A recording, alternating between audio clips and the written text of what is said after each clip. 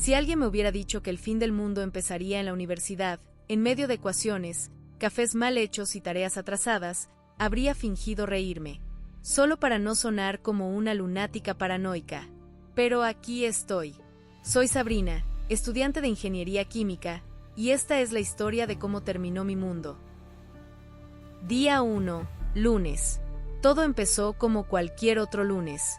El despertador sonó a las 5:30 de la mañana, como una alarma de muerte. Me levanté con la torpeza de quien lleva semanas arrastrándose por la vida. Me cepillé el cabello enmarañado, me lavé los dientes sin mirar demasiado mi reflejo, como si sospechara que un día ese espejo devolvería otra cosa, y revisé que llevara todo lo necesario en mi mochila maltrecha. La casa olía a humedad y ropa sucia. Mis 4 roomies aún dormían, esparcidos como cadáveres entre sus carreras universitarias mal elegidas. Cerré la puerta sin hacer ruido y caminé hasta la estación de metro. El tren llegó, rechinando como una bestia cansada. Subí junto a la marea humana, rostros vacíos, ojeras profundas, vidas ajenas. Esa indiferencia, esa rutina de ignorarnos, me pareció casi reconfortante. Cuando bajé del metro, la ciudad olía a concreto mojado y cigarro barato. La universidad se alzaba frente a mí, fría, inmutable, ajena a cualquier tragedia que pudiera estarse gestando bajo sus cimientos. Pasé por la máquina de reconocimiento facial. Una luz azul me escaneó el rostro, como si quisiera asegurarse de que era digna de entrar al infierno académico. El flujo de estudiantes me arrastró hasta mi primer destino, Química General, edificio Z315. La clase transcurrió como siempre. El profesor Víctor, con su eterna bata blanca y sarcasmo impreso en el ADN, nos dio una plática sobre teorías y ecuaciones. Su voz llenaba el aula, rebotando entre cabezas distraídas y apuntes a medias. Nada parecía fuera de lugar. Nada nos advirtió. Salí del aula con el corazón medio anestesiado. El cielo estaba cubierto por nubes espesas, un manto gris que parecía prometer lluvia o algo peor. La fila para el café era tan larga como las excusas de Leluz para justificar por qué, después de 3 intentos, seguía atascado en segundo semestre sin pasar estadística. Pedí un café americano, el más cargado que tuvieran, como si la cafeína pudiera prepararme para lo que venía. Mientras esperaba mi café, miré alrededor. Todo parecía igual, grupos de estudiantes riendo por tonterías, otros revisando apuntes de última hora, gente corriendo porque ya llegaban tarde a clase. El mundo seguía su curso de siempre. Y, sin embargo, algo no cuadraba. De fondo, más allá del murmullo habitual, se escuchaba un zumbido persistente, grave, como un enjambre de abejas mecánicas. Helicópteros. Varios. No era raro que hubiera 1 o 2 rondando la ciudad, por asaltos, fugas o quién sabe qué, pero nunca tantos. Cuando miré hacia el cielo, entre las nubes grises, alcancé a ver uno, negro, pesado, girando en círculo sobre la zona industrial cercana a la universidad. Un escalofrío me recorrió la espalda. Me forcé a pensar que era alguna operación antidrogas o un simulacro. Una de esas cosas de las que uno solo se entera si es el protagonista de un noticiero trágico. Quizá encontraron otro laboratorio de cristal en el cerro, murmuró alguien detrás de mí, riéndose. Me obligué a sonreír. Fingir que todo estaba bien. Como siempre.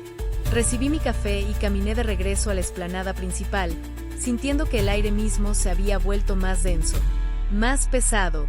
Al pasar frente a los baños, escuché un golpe seco contra la puerta, algo como un puñetazo o una caída. Me detuve. Otra persona también. Nos miramos de reojo. Esa clase de mirada que no necesita palabras para preguntar. Tú también lo oíste, ¿verdad? Unos segundos después, todo se calmó. Seguí caminando. Todos seguimos caminando.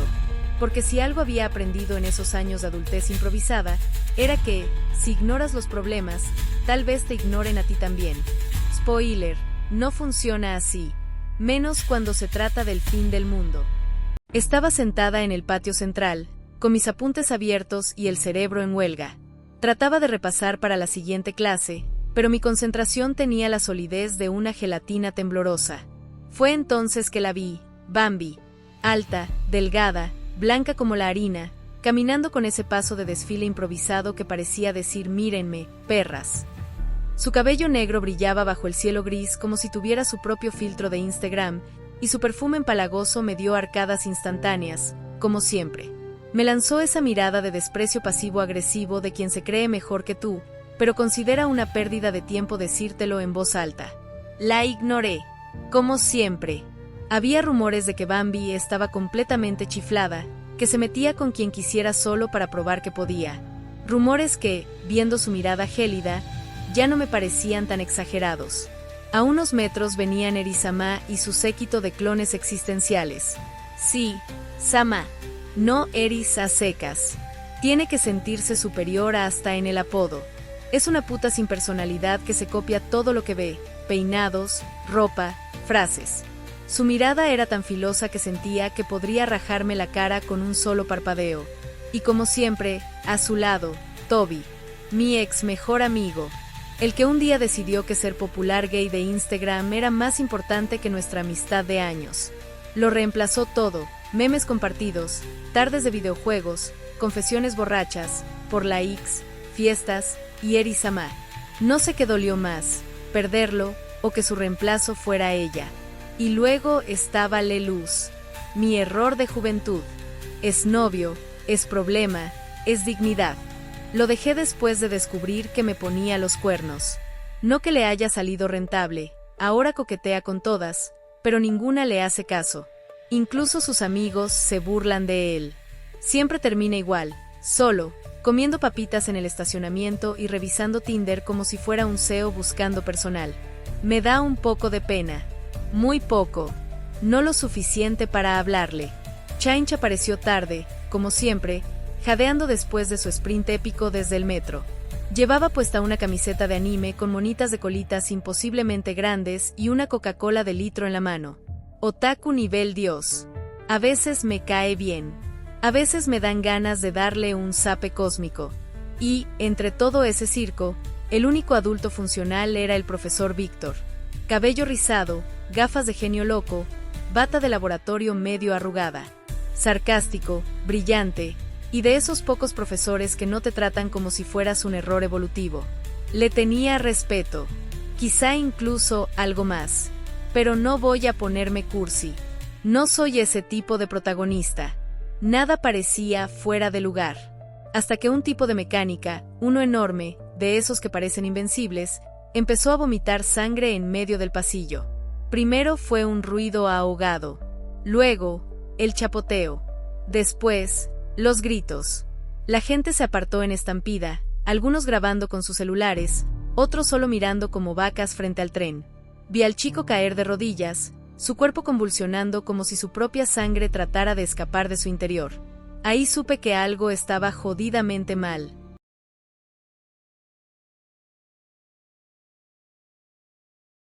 Día 2, martes. Desperté con el sonido de una notificación del celular y una sensación rara en el pecho. Como una corazonada, pero de esas que no puedes explicar sin sonar medio bruja. Lo primero que vi fue una alerta de noticias. Autoridades investigan brote desconocido en hospitales del norte del país. Varios pacientes presentan fiebre alta, agresividad extrema y signos de delirio. Se sospecha de un nuevo virus. Genial. Otro virus como el COVID. Justo lo que necesitábamos. Como si los parciales, las tareas y mi vida emocional desastrosa no fueran suficientes. Me vestí rápido y salí sin desayunar. El aire se sentía diferente. No sé cómo explicarlo. Como si algo estuviera fuera de lugar. No al ambiente común de indiferencia que hay siempre joder, la gente hablaba más bajo, algunos miraban el celular con cara de susto, y en el camino a la UMI vi a una señora con mascarilla otra vez. Como si estuviéramos de vuelta en 2020. En el campus, el ambiente estaba extraño. Más silencioso de lo normal. Aún había estudiantes tirados en el pasto, como si nada, pero se notaba que algo había cambiado. Me encontré con Leluz en la entrada. Llevaba una camisa abierta con estampado de llamas, sí, llamas, y unos lentes oscuros, aunque estaba nublado. ¿Viste lo de la enfermedad esa?, me preguntó, como si hablara de un nuevo episodio de su serie favorita. Sí, pero seguro es puro sensacionalismo, le respondí. ¿Y si no?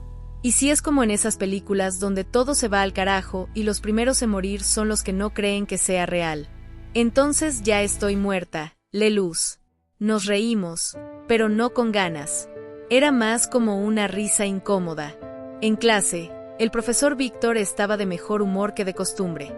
Bueno, mis criaturas del caos, empezó diciendo, hoy hablaremos de lo que pasaría si la civilización colapsará. Pura coincidencia, lo juro. Eri-sama levantó la mano con elegancia, como si estuviera a punto de lanzar un hechizo. Profe, ¿usted cree que ese virus es real? Lo que creo, Eri-sama, respondió Víctor con una sonrisa torcida, es que si fuera real, ustedes estarían demasiado ocupados viendo TikToks como para darse cuenta de que el mundo se fue al demonio. Toda la clase se rió. Yo también. Pero luego vi a Gurien, sentado con Jolie, mirando su celular con cara de susto. Me acerqué cuando terminó la clase. ¿Qué pasa? Hay videos en Twitter. Gente atacando a otra gente, mordidas. Sangre. Dicen que empezó en Rusia y está levantando una cuarentena total como en tiempos de COVID, solo que esta vez está ocurriendo más rápido. Hay un video de un ataque en una universidad en Rusia, como la nuestra. No supe qué decir. Solo sentí que la corazonada de la mañana se hacía más fuerte. Como una advertencia. Algo horrible estaba por empezar. Y no era un parcial.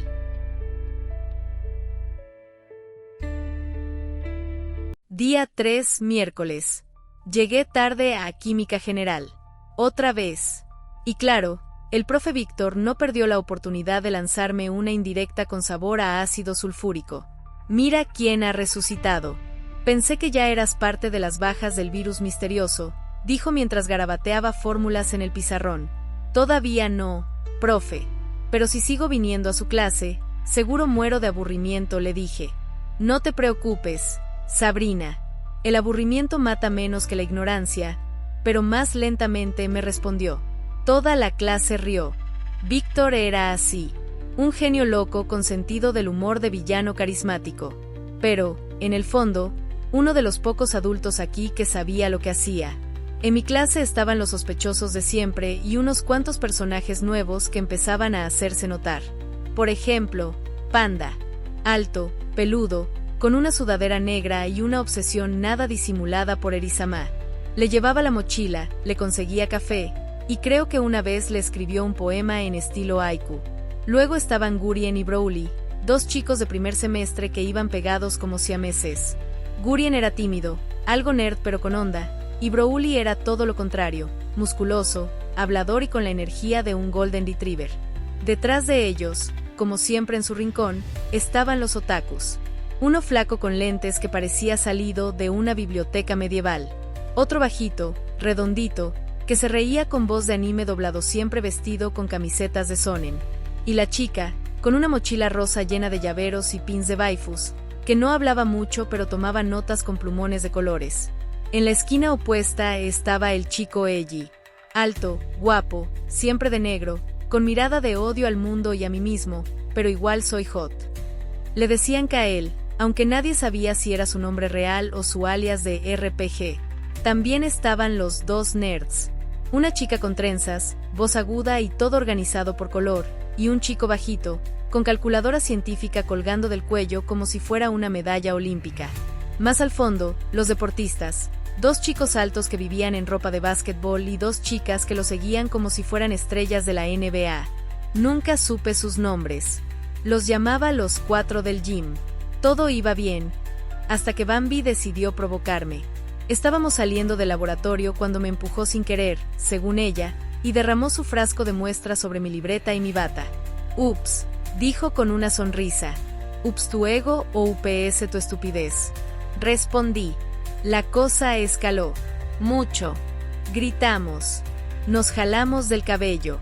Me dio una bofetada y yo le devolví un puñetazo en la nariz que le dejó sangre y comenzamos a golpearnos horriblemente. No había ganadora alguna, la gente grababa con sus celulares. Panda gritó hijo de su madre, se está matando con su tono de voz más alto. Leluz grabó todo. Claro. El profe Víctor nos separó con una paciencia que da miedo. ¿Pueden guardarse el drama para el Festival del Amor? Al final llegaron los coordinadores de la carrera y nos enviaron a control escolar. Resulta que el Festival del Amor es una tradición medio tonta de la universidad.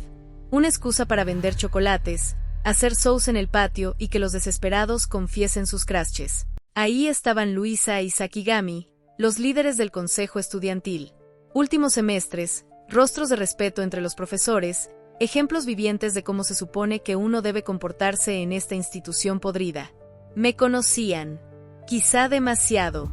Cuando me vieron entrar, con la bata manchada, el cabello revuelto y el orgullo hecho trizas, Luisa soltó un suspiro que parecía arrastrar siglos de decepciones. Otra vez peleando, Sabrina, su voz fue como una campanada amarga, como el golpe seco de un mazo sobre una mesa de mármol. ¿Sabes cuántas veces has estado aquí desde que soy parte del consejo? Avanzó hacia mí, su bufanda ondeando como una bandera de guerra. Eres la persona que más veo por estos pasillos. Más que a mi propio reflejo. Sakigami se cruzó de brazos detrás de ella, en silencio. Su mirada decía todo, ya no hay salvación para ti. Luisa me fulminó con la mirada, cansada, furiosa, pero sobre todo, desgastada. Eres buen estudiante, Ero, ya no sé si quieres terminar la carrera o si estás aquí solo para arrastrarnos a todos contigo. Su voz tembló apenas, pero no era debilidad, era el temblor de quien se está obligando a no gritar. No voy a suspenderte un mes, aunque debería. Apretó los dientes, respiró hondo, como quien se prepara para dictar una sentencia de muerte.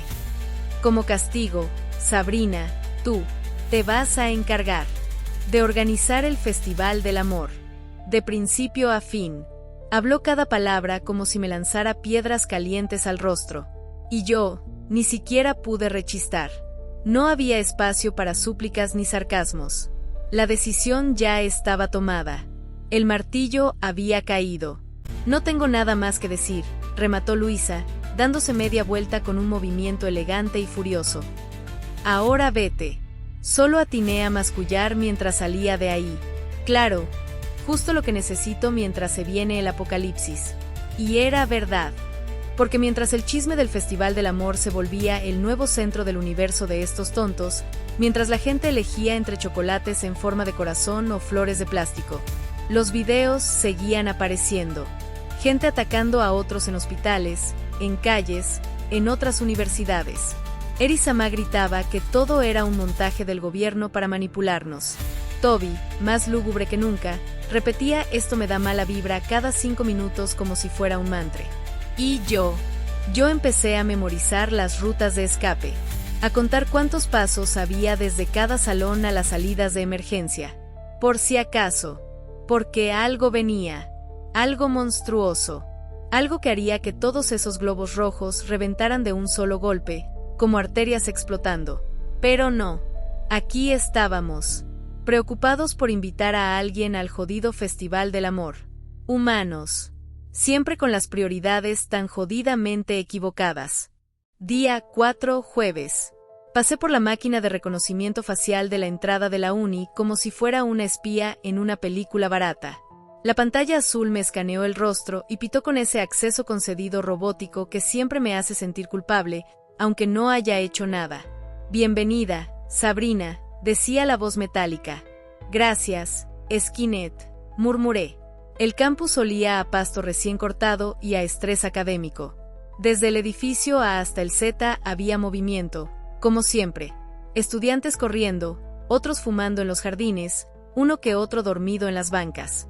El monumento rojo frente al auditorio brillaba con el sol de la mañana, como si no tuviera idea de que el mundo empezaba a temblar por dentro. Me dirigí al edificio S, segundo piso, aula 203. Clase de control de procesos. La peor hora. La peor materia. El salón olía a café viejo, sudor contenido y desesperación académica. Me senté en una esquina, lo más lejos posible del profesor, sacando mi libreta como quien se prepara para una ejecución. Sabrina Mendoza, dijo el profesor, leyendo la lista con voz monocorde. Presente, respondí, desinteresadamente. Los minutos pasaron como siglos. Fórmulas, diagramas, derivadas parciales. La vida misma pudriéndose entre apuntes y bostezos. Cuando al fin sonó la campana, recogí mis cosas tan rápido que casi dejé volar mi libreta por la ventana. Libertad, pensé, cruzando el pasillo. Luisa y Sakigami, los tortolitos del consejo estudiantil, me esperaban frente al auditorio. Luisa esa mañana era toda energía, estos últimos meses usaba diario bufanda roja, llevaba una sonrisa nerviosa. Sakigami, en cambio, parecía salido de un anime serio, elegante, callado, y con una libreta llena de listas de tareas imposibles. Sabrina, ya confirmaron los del grupo de teatro y los del coro, dijo Luisa, entregándome una hoja con horarios. También los de danza japonesa, aunque no tienen escenario aún, añadió Sakigami con voz suave. Perfecto. Mentí. Todo era un caos. Organizar el Festival del Amor en medio de rumores apocalípticos era como ponerle brillantina a una granada. Pero bueno, alguien tenía que hacerlo. Lo primero fue armar el equipo de apoyo. Change, con su mochila de lolis coludas y su voz entrecortada, me ayudó a cargar sillas desde el edificio. Sudaba como si hubiera corrido una maratón, pero no se quejaba. Si esto fuera un anime, tú serías la heroína tsundere que organiza el evento escolar, me dijo. Y tú serías el NPC con sobrepeso que muere primero, respondí con una sonrisa. Acepto mi destino, rió. Frikisama, por otro lado, fue menos útil. Alto, escandaloso y con la energía de un comediante ebrio, se dedicó a burlarse de todos. Oye, Sabrina, ¿ya pensaste en poner un stand de abrazos? Puedo encargarme, solo si el 90% son chicas, dijo, guiñándome un ojo. Frikisama, si te acercas a alguien sin su consentimiento te reporto al INAI y a la ONU. Jajaja, eres fría como el hielo, me encantas. Y claro, cada vez que veía a Leluz, lo molestaba. Ey, Leluz, ¿ya conseguiste pareja para el festival o vas a invitar a tu mami otra vez? Leluz no respondía. Solo se acomodaba su camisa con estampado ridículo y fingía dignidad. Mientras tanto, Bambi pasaba por ahí con una gasa en la nariz todavía hinchada por el golpe del día anterior. Me lanzó una mirada asesina. Yo le sonreí con toda la paz espiritual que no tengo. Toby, mi ex mejor amigo, se me acercó después. ¿En serio vas a seguir con esto del festival? Claro. Hasta que no veas zombies en la uni, yo sigo montando escenarios. ¿Y si los ves? Entonces los pongo a bailar K-pop con el grupo de danza. Entre ensayos, carteles y planillas, fui interactuando con el resto. Panda seguía pegado a Eri-sama, llevándole aguas de sabor y protegiéndola como si fuera una emperatriz en guerra. Gurien y Broly ayudaban con las luces. Los otakus estaban organizando un stand de origami romántico. El alto con lentes Mario hacía figuras exactas. El bajito obeso Otavio hablaba de cómo el amor verdadero solo existe entre waifus. La chica de la mochila rosa, Annette sin hablar, armó una rosa de papel que me hizo sentir mal por subestimarlos. El chico Eiji, Kael, estaba en una esquina, dibujando algo en su libreta. Me asomé. Era el monumento rojo de la uni, en llamas. ¿Eso es una visión profética? Le pregunté. Es arte. Pero puede ser ambas. Buen punto. Los dos nerds, por su parte, discutían sobre las probabilidades estadísticas de que el brote se expandiera en zonas universitarias. Los del equipo de básquetbol jugaban cerca de los edificios S&T, y las dos chicas con ellos les aplaudían todo como si fueran estrellas del Super Bowl. Mientras tanto, en los grupos de WhatsApp y en redes, seguían las noticias del virus. Ya había más reportes en la Cuidad, el pánico crecía. Algunos estudiantes faltaron ese día. Otros traían cubrebocas. Uno llegó con guantes de látex. Pero nadie hablaba de cancelar el festival. Yo tampoco. No podía. Si iba a venirse el apocalipsis, al menos quería que me encontrara haciendo algo bonito. Aunque sea fingiendo que todo estaba bien. Cuando el sol se escondía detrás del edificio Z, me senté en el pasto, mirando el monumento rojo frente al auditorio. El escenario ya estaba medio montado. Las luces, los stands, los carteles con corazones. Todo parecía normal. Pero no lo era. Lo sentía en la piel. Día 4, noche. Cuando llegué a casa, el cansancio me arrastraba como una marea negra. Solté la mochila apenas crucé la puerta y, casi por inercia, encendí la televisión. Necesitaba ruido. Algo que no fueran mis propios pensamientos. La pantalla chisporroteó antes de iluminarse. No había caricaturas, ni series, ni comerciales felices. Solo un noticiero tras otro, todos con rostros tensos, casi pálidos, tratando de sonar tranquilos mientras sus ojos gritaban otra cosa. Última hora, nuevos brotes reportados en Guadalajara, Monterrey y ahora también en Ciudad de México. Las autoridades insisten, mantengan la calma, eviten lugares concurridos. Se investiga la naturaleza del brote. Videos impactantes en redes sociales muestran ataques violentos, advertimos, las imágenes pueden ser perturbadoras. Cambié de canal. Otro reportero, otra voz quebrada. Testigos aseguran que algunas personas no reaccionan a heridas graves. Continuamos investigando. Hospitales saturados, falta de personal médico. Se rumora que algunos pacientes fueron evacuados a la fuerza. Fuentes no oficiales hablan de infecciones de rápida propagación, síntomas similares a rabia extrema. Zapeaba compulsivamente, como si en algún canal fuera a encontrar una explicación más amable.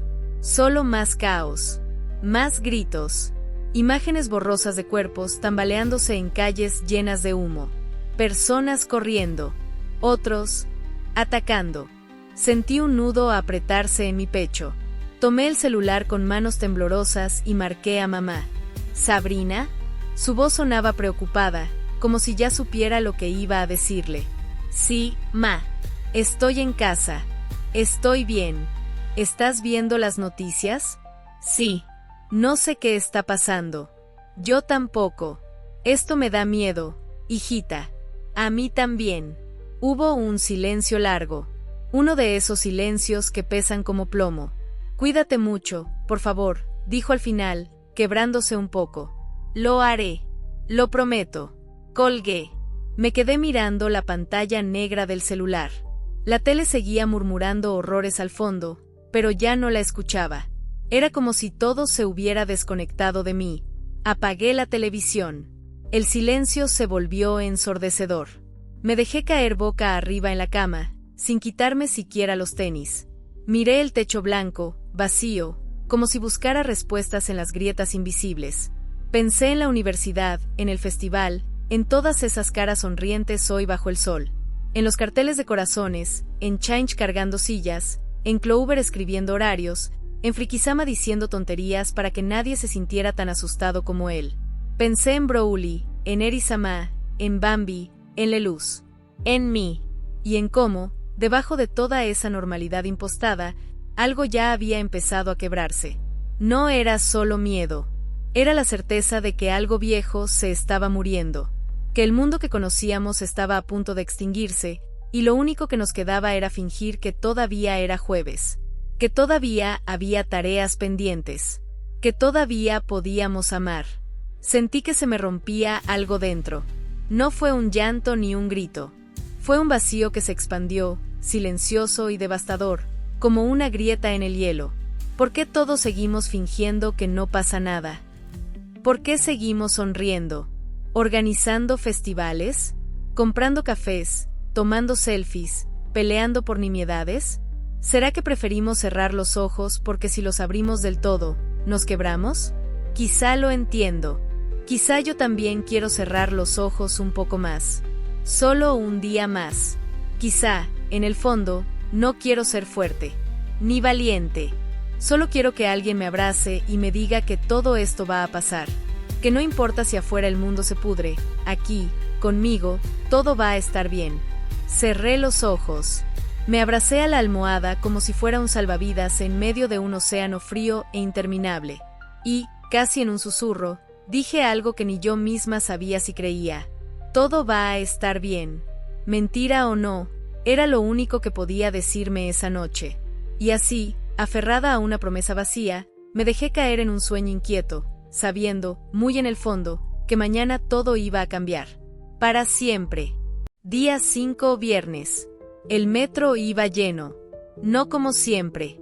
Era otro tipo de lleno. Silencioso. Tenso. Casi todos llevaban cubrebocas. Algunos traían lentes oscuros, guantes, bufandas. Nadie hablaba.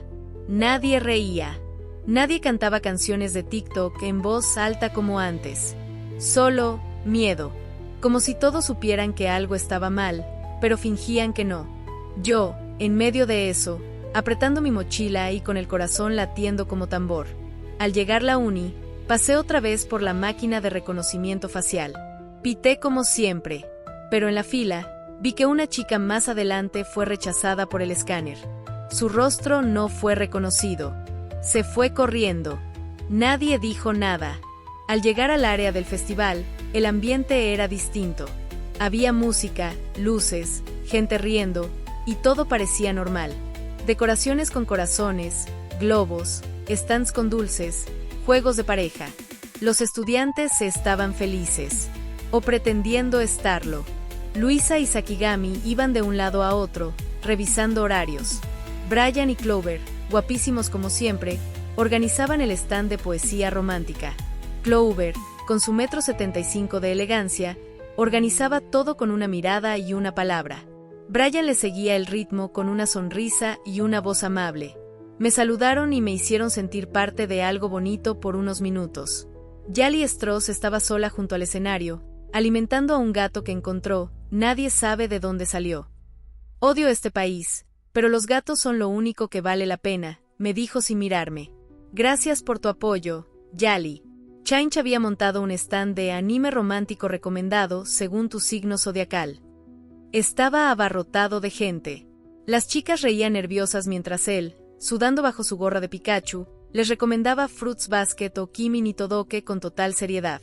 Más allá, Frikisama discutía a gritos con un profesor porque había montado un stand de waifus reales sin permiso. Por las waifus, profe. El amor verdadero existe en 2D. Gritaba mientras dos guardias del campus lo arrastraban del brazo.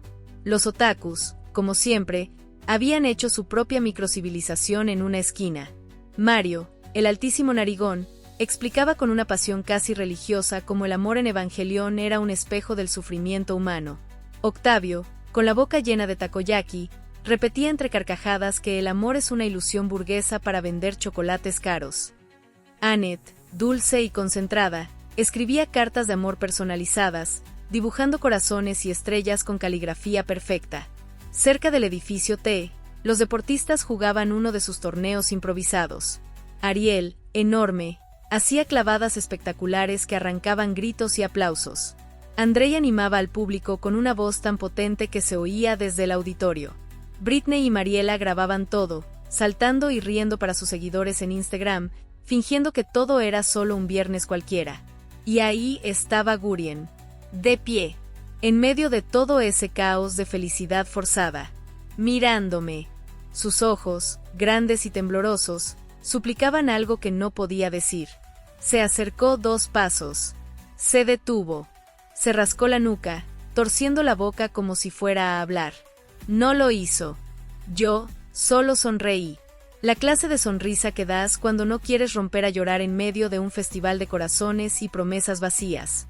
Parte de mí deseaba que se acercara, que me abrazara, que me dijera que también él tenía miedo. Otra parte, sabía que si lo hacía, todo se rompería. Y entonces pasó. Broly, ven, le dijo Toby, con una sonrisa tensa. Quiero mostrarte algo que encontré en el salón J. Broly, ingenuo como era, lo siguió. Pasaron unos minutos. Nada parecía raro. Y entonces pasó. En el salón J3, las luces estaban apagadas, pero la puerta estaba entreabierta. Toby estaba encima de Broly, sujetándolo de la camiseta, temblando, los ojos desorbitados. Te gusto. Lo sé. Solo admítelo. Jadeaba, desesperado, mientras intentaba besarlo a la fuerza. ¿Qué te pasa, bro? No soy gay, gritó Broly, empujándolo con fuerza, tratando de apartarlo. Pero Toby no paraba. No escuchaba. En su mente, lo que hacía era amor. No obsesión. No violencia. Amor. El golpeó a Broly en la cabeza, desmayándolo, y ahí donde cayó en el salón empezó a penetrarlo. Debido a los ruidos, un alumno que iba pasando se asomó por la puerta entreabierta. Al ver esa escena gritó: están detonando a alguien en el salón J3. Alumnos corrieron a ver qué pasaba y lo vieron. Toby como loco cometiendo algo horrible. Algunos filmaban. Otros lloraban. El ambiente se volvió irrespirable. Brian entró y lo separó empujando a Toby. Clover le tomaba el pulso a Bróuli. Ella decía que si no hubiera estudiado química, hubiera sido enfermería, tenía conocimientos básicos de primeros auxilios. Toby retrocedió, las manos temblando, con el rostro lleno de lágrimas y delirio. Yo solo quería que alguien me quisiera. Todos tienen a alguien. Yo no tengo a nadie. Los demás alumnos sujetaron a Toby, que comenzó a gritar, a patear, a llorar. No soy un monstruo. No soy un monstruo. El ambiente del festival cambió en absoluto. Los profesores llegaron, arrastrando a Toby fuera del lugar mientras él suplicaba por perdón. Nadie decía nada. Nadie sabía qué decir. Gurien me buscó con la mirada. No dijo nada. Solo me tomó la mano. Otros grababan. Luisa intentó calmar la situación con ayuda de Sakigami. El ambiente cambió. Se rompió el encanto del festival por unos segundos. Llegaron profesores a calmar la situación y se llevaron a ambos y nos alejaron. Esto se va a viralizar, güey, murmuró alguien. Bajen eso, gritó Luisa, plantándose en medio del marco de la puerta, con los ojos ardiendo. No somos animales. Él necesita ayuda, y Bróuli también. Nadie la escuchó al principio. Las pantallas eran como escudos, como ventanas para escapar del momento real. Y entonces apareció Clover. Caminó con decisión, su rostro de hielo, su presencia firme. Se colocó junto a Luisa. No necesitó gritar. Solo alzó una ceja. ¿En serio están grabando esto? ¿A eso hemos llegado? Su voz era navaja. Las manos temblorosas de algunos estudiantes comenzaron a bajar los celulares. «Bórrenlo», ordenó Clover, con fuerza. Luego señaló a un chico de lentes que intentaba esconder su teléfono. «Tú también, ya. No me hagas ir por ti». Brian y Sakigami se movieron con rapidez. Acompañaron a los profesores para sujetar a Toby, que ahora parecía una carcasa vacía, murmurando incoherencias, su rostro cubierto de lágrimas y mocos. Lo alejaron entre susurros, entre murmullos llenos de miedo, compasión y rabia contenida. Mientras tanto, Bróuli despertó, temblaba en una esquina. Tenía la camiseta rota, la cabeza le dolía, dijo, y Luisa se arrodilló a su lado y le tomó la mano con suavidad. Él la apartó al principio. Luego se rindió y la dejó sostenerlo. «Estás a salvo», le dijo ella, como si con eso bastara para arreglarlo todo. «Ya pasó». Clover se agachó también. Le pasó una manta. Le cubrió los hombros como si fuera un niño, como si pudiera protegerlo del recuerdo. «Nadie va a hablar de esto si tú no quieres. Nadie va a hacerte daño otra vez», le prometió. Bróuli no respondió. Solo cerró los ojos, tragando saliva, intentando no romperse. Y todos los demás, nosotros, nos quedamos quietos, en silencio, porque algo se había quebrado. No en Toby, en todos. Y justo cuando creíamos que eso sería el drama del día. Día 5:02 de la tarde, continuación del Festival del Amor. El escáner de la entrada principal pitó con un sonido extraño, uno que nunca habíamos escuchado. Bip bip, bip bip, bip bip. Los dos policías que custodiaban el acceso fruncieron el ceño. Desde la garita, uno de ellos gritó: Ustedes, deténganse. Muéstrenme su código de estudiante». Eran 6 personas, o algo así. Caminaban de forma errática, con la ropa sucia, desgarrada. Un hombre calvo con la cara llena de sangre. Una mujer con la mandíbula colgando. Un chico con el uniforme de otra universidad y los ojos completamente blancos. No dijeron ni una palabra. «Les estoy hablando.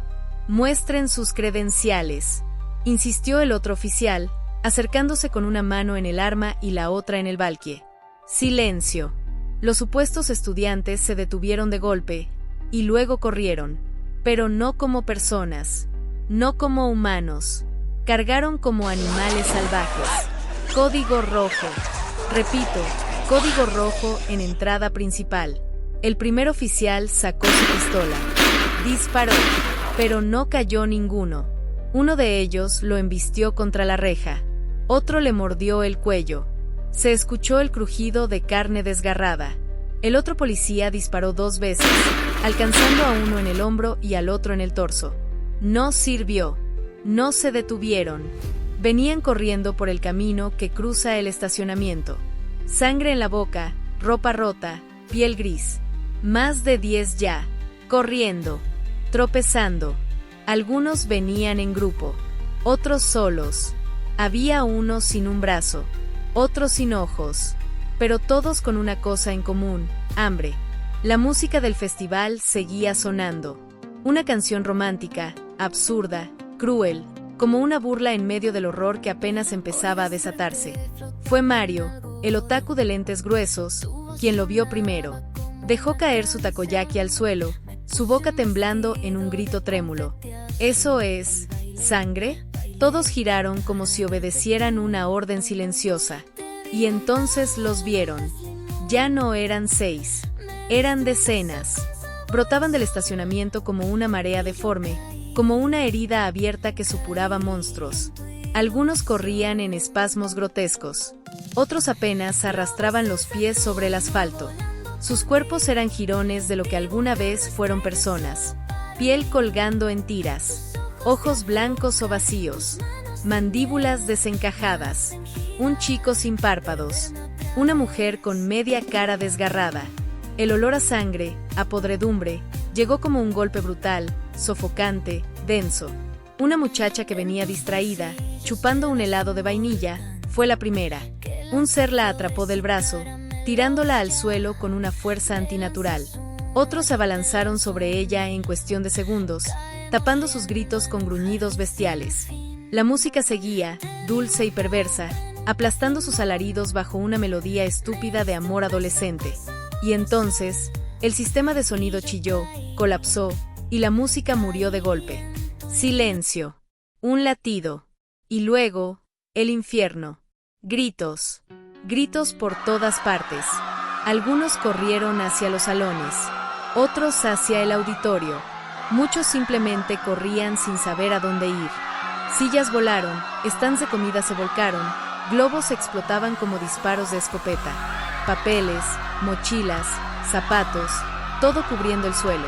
Vi a Clover aparecer de entre el pabellón de actividades, jadeando, con la cara bañada en terror. Broly la seguía tropezando. Sakigami, gritó Clover, a la desesperada. Saca a la gente. Llévalos a los edificios de ciencias. Ahora. Luisa estaba a su lado, llorando, pero firme.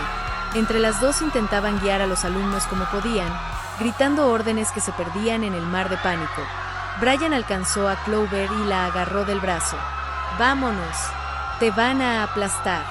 La arrastró hacia el pabellón central mientras Clover forcejeaba, queriendo seguir ayudando, sin poder. Yo aún no sabía qué estaba pasando, solo miraba el caos que ocurría. Más allá, vi a Change, paralizado, mirando todo como un niño pequeño perdido en una pesadilla, hasta que Frikisama, con el rostro desencajado de furia y miedo, lo embistió de un empujón. «Gordo inútil», bramó. «Corre o nos comen vivos». Change trastabilló, despertando por fin de su parálisis, y los dos salieron disparados hacia el lado contrario del estacionamiento, donde los edificios aún parecían seguros, por ahora. Pero ya sabíamos, todos lo sabíamos, que nada lo era. O mejor dicho, lo escuché primero. Un sonido viscoso, repetitivo, como si alguien estuviera mascando, algo que no debía. Carne, cartílago, algo crujía. Y entonces, lo vi. Me acerqué con cuidado, los pies pesados como si cada paso me los cobrara el suelo. Detrás del muro de concreto, junto a una de las bancas de piedra, estaba él, un estudiante, o lo que había sido. Estaba agachado, su espalda alzada, suéter rasgado, sangre en los brazos, en el cuello. Estaba devorando algo, pero no podía ver qué. Dio una mordida más, un chasquido húmedo, y entonces giró la cabeza, despacito, como en cámara lenta, sus ojos turbios, con una mirada vacía. De su boca escurría sangre espesa.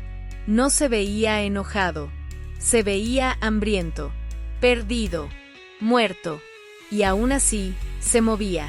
Lo que estaba comiendo era el brazo de otro estudiante. El resto del cuerpo yacía desplomado, con los intestinos abiertos como un costal roto. El zombi se me quedó mirando. Yo no podía moverme. Quise gritar. No pude. Mi corazón latía tan fuerte que pensé que se saldría por la garganta. Una parte de mí decía que corriera. Otra, quería entender qué estaba viendo. Un cuerpo con heridas imposibles. Piel desgarrada. Olor a óxido y podredumbre. Dedos manchados de sangre. Una figura que parecía humana, pero no lo era.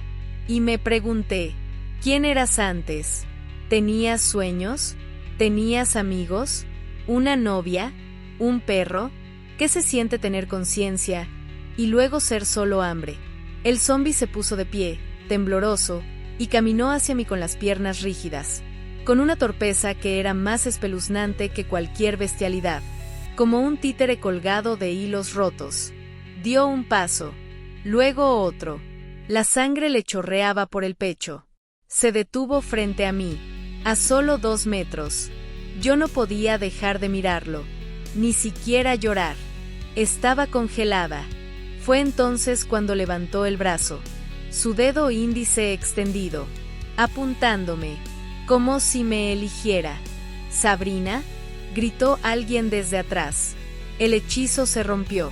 Era Gurien quien me tomaba de la mano y me jalaba con mucha fuerza. El zombi dio un paso más. Lo siguiente fue un estruendo metálico y el golpe seco en su cabeza. La barra de metal lo hizo girar como una muñeca rota. «¡Corre, idiota! Esto no es una película de zombies», gritó el profesor Víctor. «Ese cabrón no te va a besar, te va a tragar». Lo último que vi antes de correr fue el rostro del zombi al caer, con los ojos abiertos, quieto, como si todavía viera algo. Y por primera vez en mi vida, tuve miedo de un rostro humano.